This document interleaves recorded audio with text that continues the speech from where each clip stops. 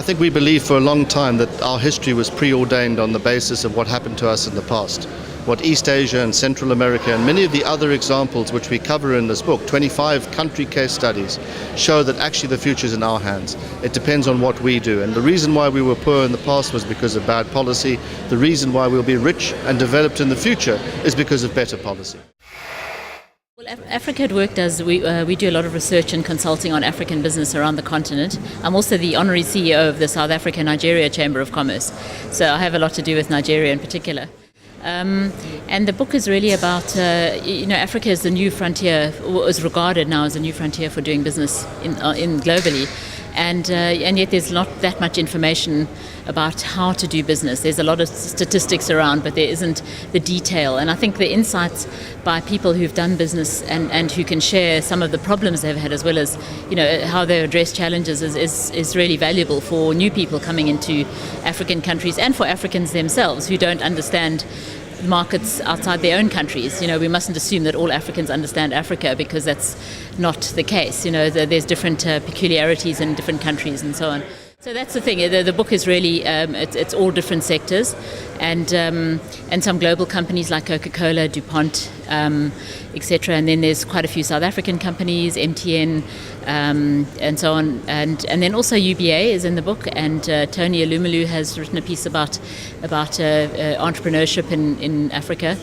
And McKinsey has done something, so it's a wide range of different things, and it covers a lot of different sectors, experiences, people, etc. So something for everyone, as they say.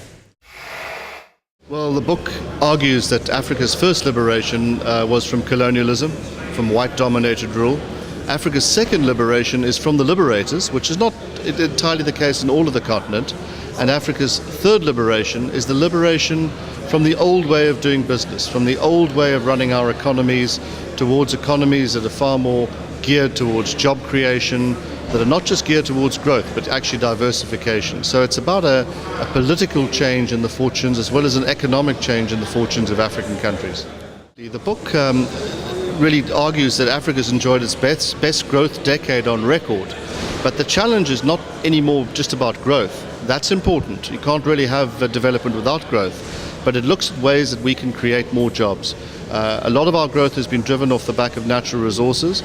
So what we need to do is to use those natural resources better and create systems of growth which are geared far more towards meeting the greatest challenge that we face perhaps of all, which is the challenge of youth unemployment. How we go about dealing with youth unemployment, how we put in place a better relationship between the private sector and the public sector is absolutely crucial to this. Africa's fortunes really depend almost entirely on what Africans do.